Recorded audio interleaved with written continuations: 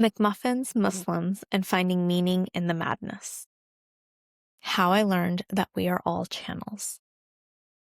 When I say your whole life, every experience you have had is preparation for what you're meant to do in this world, I really do mean that. Every experience you've had has shaped you emotionally, intellectually, spiritually. It shaped your perspectives and your beliefs. There's a gift in every experience you've had. I've been thinking about a few experiences of my own. When I was 8 or 9, one when I was 12 or 13, and then when I was 16, then when I was in my late 20s. I had no idea why these experiences were important. I just knew that they mattered. And I knew this because I remember them vividly. For one in particular, I wonder about my own reaction to it, or the lack of a reaction, if I'm being honest. And I'm going to tell you the story of that incident and how it has shaped my understanding of the world and my perspective. So from early 2013 to mid 2015, I worked at Tesla. And I made a lot of friends, especially in manufacturing, where I spent most of my time in manufacturing operations. There was one manager in particular who I still consider an incredible mentor to me, who changed the trajectory of my entire career and maybe even my life. He used to bring me breakfast from McDonald's every morning, a sausage McMuffin. I'd thank him, and then I'd give it to one of our other team members, sometimes to win favors. Other times we'd have bets, and whoever won got the breakfast McMuffin. This became a fun part of my work life, and neither one of the other managers ever told our boss that I didn't eat McMuffins because I'm Muslim and I don't eat pork. One day our boss walked in and said, "Sarah, you don't eat pork?" And I said, "No." And he asked what I did with all the breakfast McMuffins. And immediately I heard the other two managers shuffle out of their desks, grab papers, and leave the trailer that was kind of our makeshift office during those days. I looked at my boss and replied, "Well, I give them away, but they're always enjoyed." Then I asked him how he knew that I didn't eat pork. And he said this other guy told me, "You're Muslim and Muslims don't eat pork." After that, he would always get me plain egg and cheese McMuffins every morning. This man, let's call him the McMuffin manager, helped me so much in my career. And he had a friend, let's call him OJ. And this guy always advocated for me for raises, support with learning. And if anyone said anything bad about me in manufacturing, they'd have to deal with the wrath of these two men. Like, they were very kind and protective of me. In my experience, these two men, McMuffin and OJ, were some of the kindest souls I met during my time at Tesla. 6 months after I left Tesla, both of these men supported Trump during his first run for the presidency, when his entire platform was built on villainization of Mexicans and Muslims. They both said to me during one of our debates about Trump's policies, "Sarah, when we say Muslims, it's not you, Sarah. It's just all these other bad guys." And usually I would just drop it there. But this story is not about McMuffin or Trump or the election or actually even Tesla or politics or anything. This story is about something that happened with OJ, the man who told McMuffin that Muslims don't eat pork and I'm Muslim. The story is about how 14 years later, I've come to an understanding of the incident such that I'm convinced it was part of my divinely guided preparation for becoming who I'm meant to be in the world, developing the perspective I have, and doing the work I'm meant to be doing in the way that I do it. One day, a few months before we had seriously started associating Trump to politics, so this is like late 2014, early 2015, I was sitting down for lunch at one of the buildings at the manufacturing site. It was me, OJ, and 2 young male engineers on his team. Somehow the topic of religion came up, and OJ burst out in anger towards me. I'm not sure what prompted this. I can't remember the full conversation very well, but I remember OJ's face. It was full of hatred and anger. This man had always treated me really well, and in this moment, his face was like bright red. He had this angry grimace, like his eyes just seemed so mean, and I can't remember his words fully, but he was visibly trying to hold his words back. It's almost like he knew how hurtful those words were.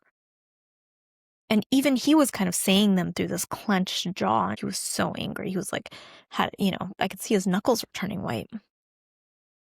The tirade that OJ went on was about Muslims and how we are a problem. And he pointed his finger at me and basically said, it's you people, it's your people, and how we're full of violence and hate. And I said nothing. It got extremely uncomfortable in the room. And the two engineers that were there started to leave, but then stayed right by the door as the door was closing. I didn't say anything to OJ, but I walked out after these two guys. And at first it was very quiet. And then they started grinning. And it's that type of grin that kind of says, wow, can you believe that idiot? Almost because he's older and he doesn't know better or whatever, right? And then it was these kind of quiet kind of grins and not grins, smiles, laughter, right? And I was kind of just whatever about it too. And they knew me well enough to know I wasn't gonna be offended by it. And then they both quietly kind of apologized to me. And then I was bombarded with questions why the hell did you stay quiet, Sarah? Why did you not say anything? You didn't even say anything. You could have just torn him to shreds. Are you gonna go to HR about this? And both of these guys were a few years younger than me. And one of them was an intern at the time. And I told them, guys, let's just let it go. He's clearly upset about something. I know that day, these two young men walked away from that day, probably feeling like I was this really pious person, really mature and not making a fuss about the interaction. It's almost look, she took this really high road. Or they might be thinking I was really naive, who knows?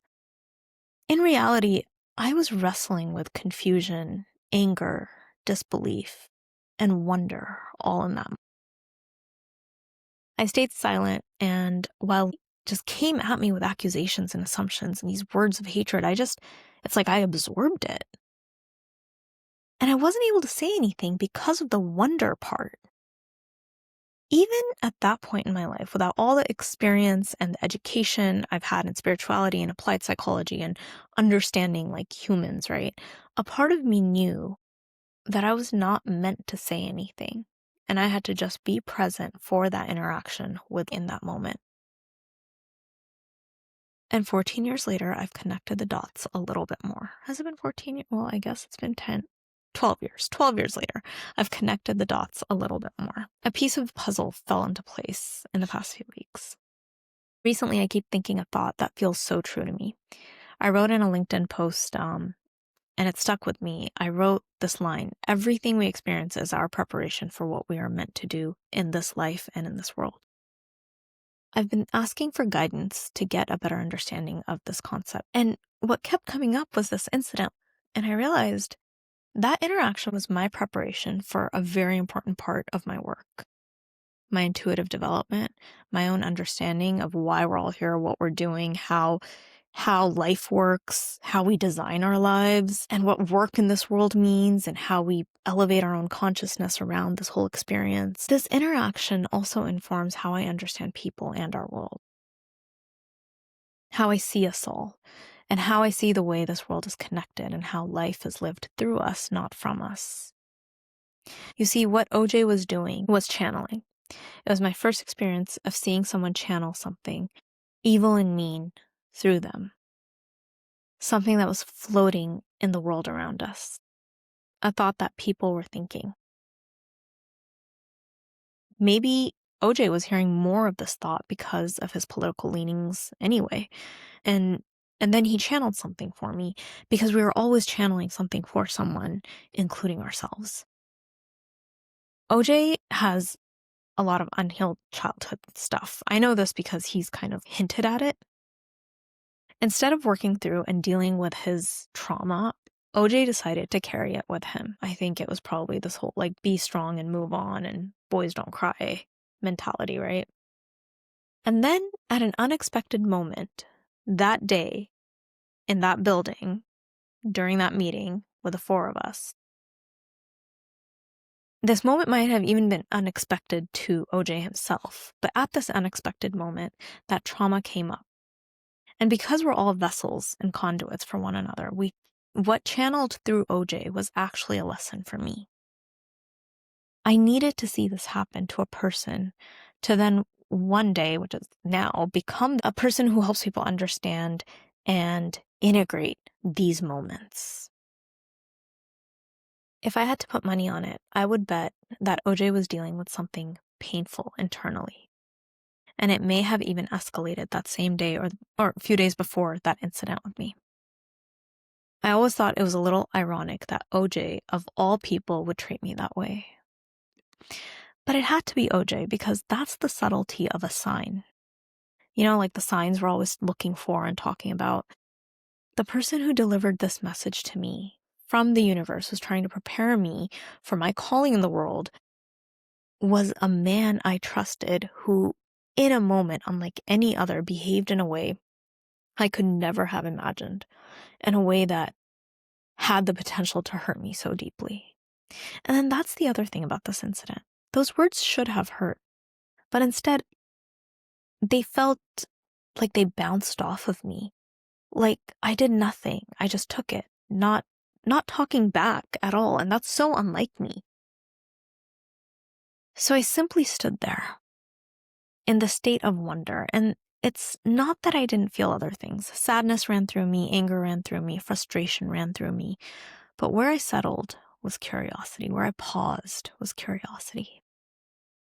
I could have chosen to hold on to any of these emotions in that moment, but I didn't. I chose curiosity. And it was like that was a moment of preparation, and I knew it, and time stopped, everything hit pause, and I was simply an observer of this moment of my life.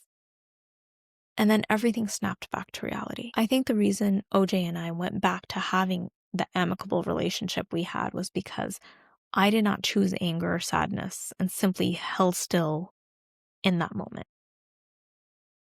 OJ and I went back to being good friends, and he even invited me to his home for holiday parties and family gatherings and birthdays and weddings and baby showers. So I feel like that was a moment of time outside of time where OJ and I both played an important role in each other's lives.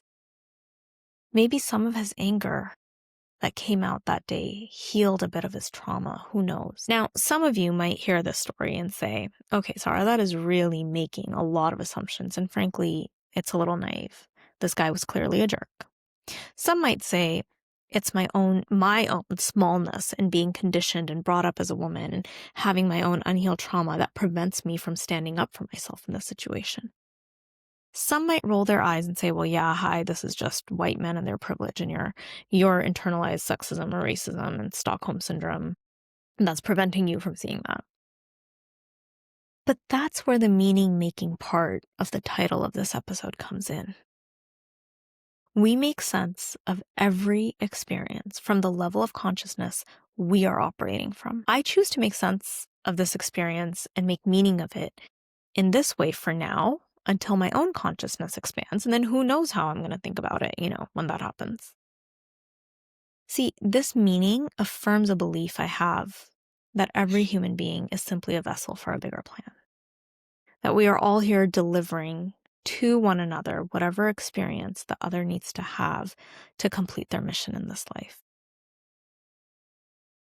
If we are indeed vessels for a greater energy working through us, it is our job to keep that vessel clean, so that whatever is needed for this world, this adventure, this quest that we're out here on, can come through us for one another. And so what does that require? It requires us to not carry our emotional baggage with us, which is really just leftover dust from past experiences that are no longer meant for us. We're not meant to carry that. The emotional baggage goes with the experience. Some wisdom traditions call it being a hollow bone. So anything we do is an energy working its way through us. And we allow it. We should. It's our core function in this body to be a vessel for the experiences of others and allow others to be vessels of experiences that we want to have. But when we move through the world unhealed, we're blocking our own vessel. It's like blocking our experience of this life and this world. when we're not loved in the way that we need to be loved, when we're not able to express our authenticity or be our whole selves, have our whole selves be seen and accepted and loved, when we're not able to share our voice and our perspective or have fun in this life, we hold resentment within us. And then that blocked vessel can only channel bad energies. But even that is a gift if we know how to see it as one. I choose to make meaning of this incident in a way that affirms another belief too. That every experience we have makes sense looking back from where we are at this point in time. If we just take the time to look at our lives with curiosity rather than judgment and sadness and anger and pain. If we took the time to look at the past, all the life that we have lived, because the future isn't real, it doesn't exist yet. But if we just looked at the past, our life that we have lived so far, with this curiosity and not rush to judge or hold on to an emotion from a past experience that no longer belongs to us, and we just wondered a little bit. 5 or 10 years ago, I couldn't make sense of this incident because I did not work with people in the same capacity I work with them now. Because 5 to 10 years ago, I did not have a coaching practice where I helped people learn how to integrate all the parts of themselves, rediscover meaning and purpose, and create lives they're genuinely excited to live. What I do today and the way in which I do it is in large part due to this incident with OJ and how I've decided to make meaning of it. Now, why am I adding this story to my podcast, Ace of Pentacles, when it's a career strategy and workplace wellness podcast? Well, because this is why I take the approach I take to this podcast, because this is how I see the world. And because my friend Brian once told me that I should make the podcast about my life because I live an enchanted life. I laughed at that because I didn't know what that really meant. So I started this podcast with the goal of helping people do well and be well. And I realized today that it's actually a podcast about how we live more enchanted lives. And that is by both doing and being well. And all of that depends on the meaning we assign to every bit of our journey.